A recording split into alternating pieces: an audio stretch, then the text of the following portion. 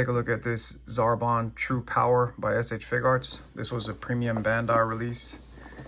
Nice size box here. Same thing with the box art on the back. This is Zarbon when he powers up against Vegeta. Bottom of the box looks good. Top of the box looks good. Huge open window and a huge, nice picture of Zarbon if you plan on collecting them and keeping them inside of the box. So let's open this guy up. See if this guy is worth adding to your collection. Again, a premium Bandai release, and this guy was going for around $90. Came out to around 102 after tax and shipping. Another new mold here. You know we're always excited for a new mold and a new figure, so let's see what we got here. Zarbon True Power. I honestly don't even know where I'm gonna put this guy at on my shelf. So this comes with 2 clamshells. So we have several different faces and hands. Looks like 2 ponytails and his cape here.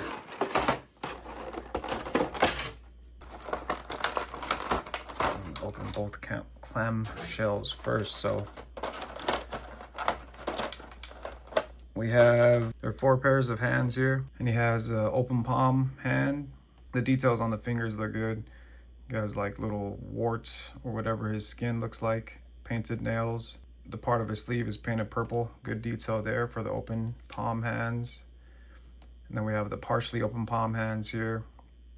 They're kind of like grabbing hands. Nice detail in that.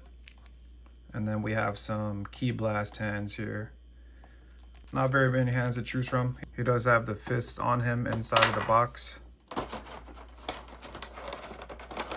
Next we have the 2 different interchangeable ponytails, and the difference between these 2 is one is more curved than the other. So I can imagine like a windswept and more of like a static look for him with whichever ponytail you choose.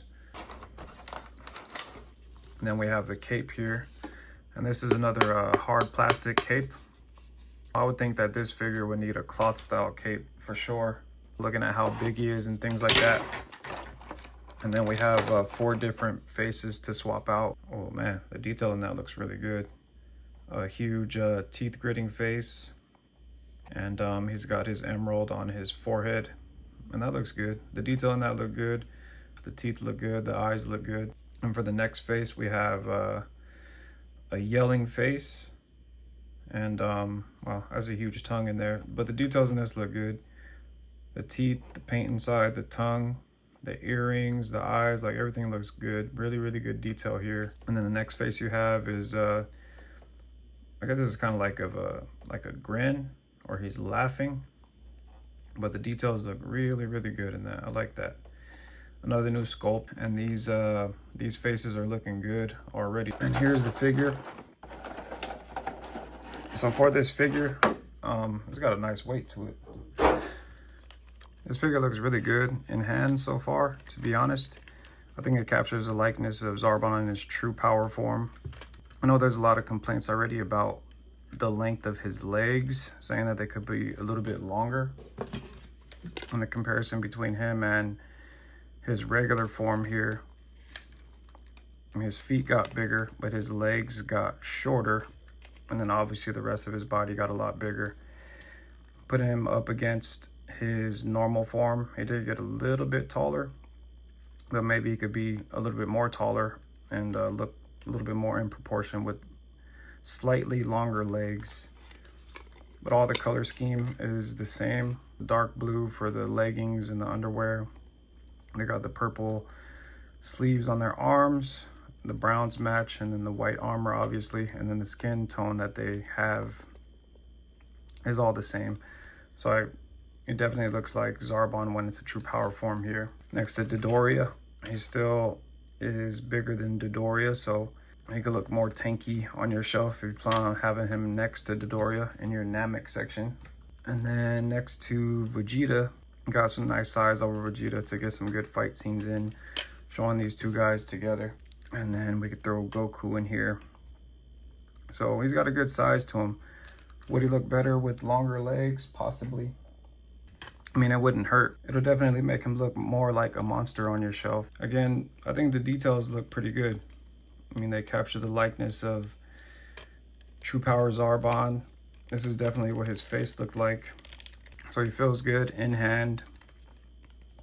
These armor straps up top are the same as the ones on the Vegeta, except for these ones pop off on the back, and they're kind of coming off pretty easily. I can see that as being annoying, especially when you want to articulate his arms going up. That thing just like falls off pretty easy. So I'll kind of hold it in place to see what kind of articulation that you would get with the straps on, because they do fold up. So he reaches up. I mean, he can still reach all the way up, but then you got his armor looking like that in the back.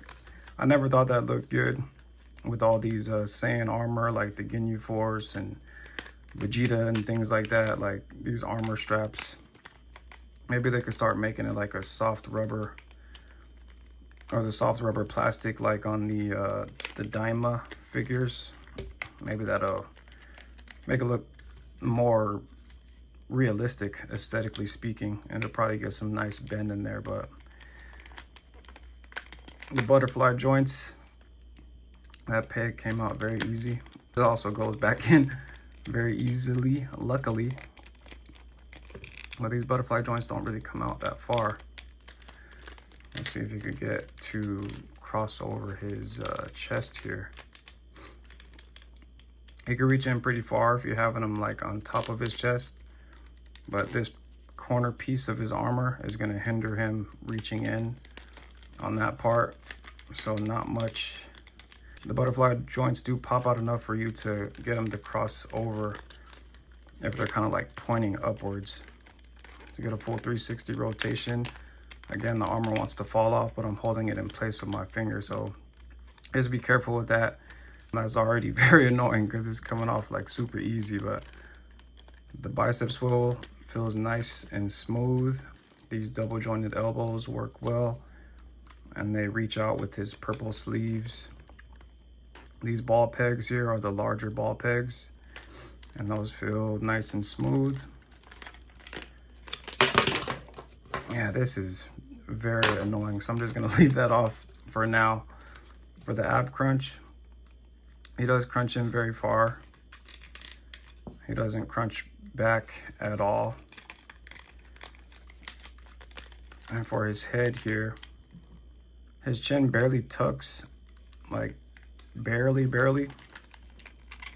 But you can pull this out because he's got a double hinge in here, kind of like the Broly's.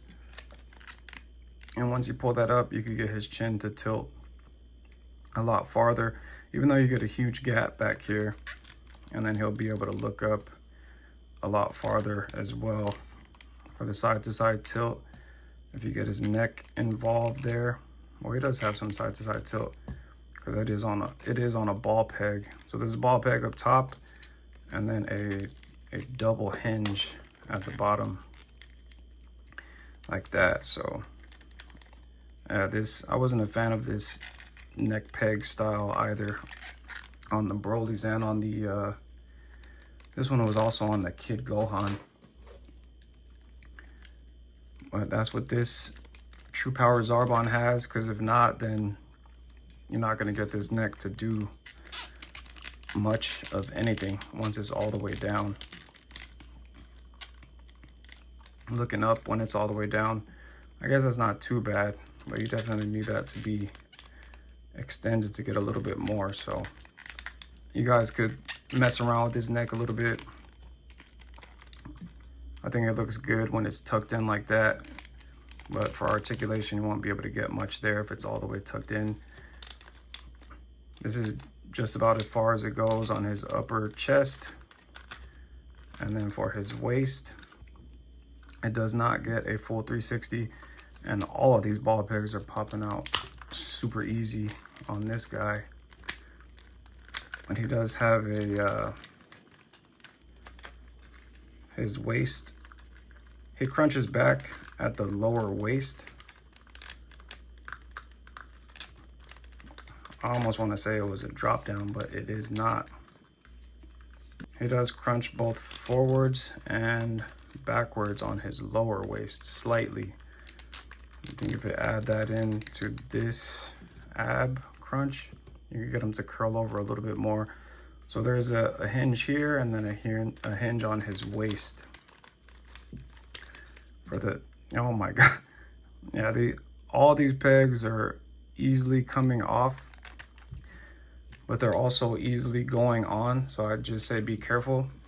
The way that they put this guy together for a premium Bandai release, I wouldn't call this premium. Like the overall aesthetic look, since this is a new mold, I think that looks good. Like if you're just gonna stay still on your shelf, that looks okay. But once you get to like moving this guy, as you can see, this guy is just like coming apart everywhere. For the forward and backward split, not much. For his thick thighs in the front is being hindered by the armor here. The thigh swivel is nice and smooth, but you guys seen how small this ball peg is, so be careful with that. For the double jointed knees, they bend back far enough to get them kind of like in a flying pose, I guess you can say.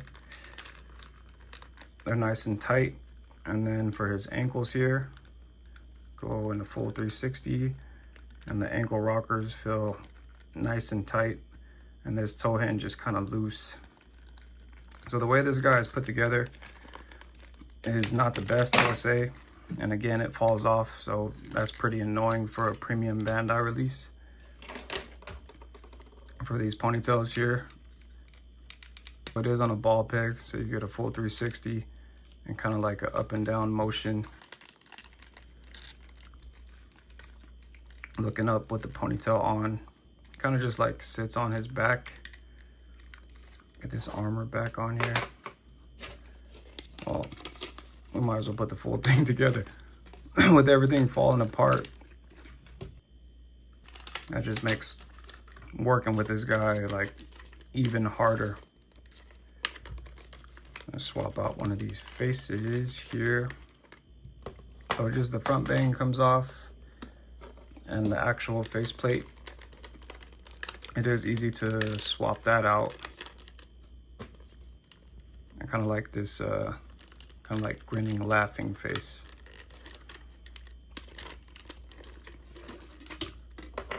And let's switch some hands to get a different look here. These shoulder pads feel like they want to come off again already.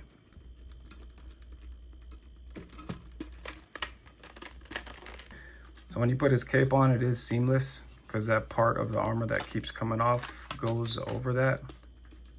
Again, aesthetically speaking, this guy looks really, really good. I mean, putting him next to the rest of the Namek figures that came out, and it is a tanky figure.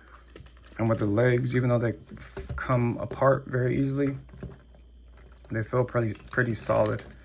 Solid enough to get him to stand up, and he's not very wobbly, so it holds the top weight up because he is more top heavy.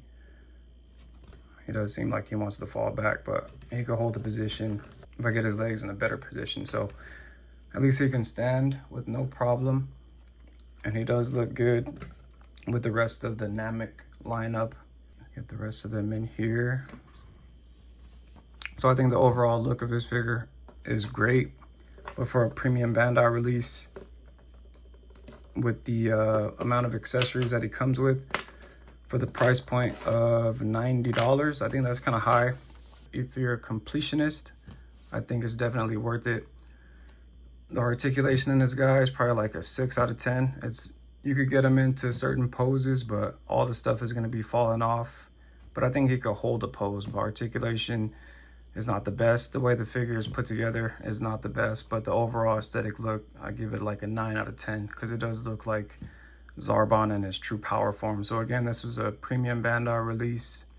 Leave a comment below if you feel like this guy is worth adding to your collection or not. So if you feel like this video was helpful, you can go and hit that like button.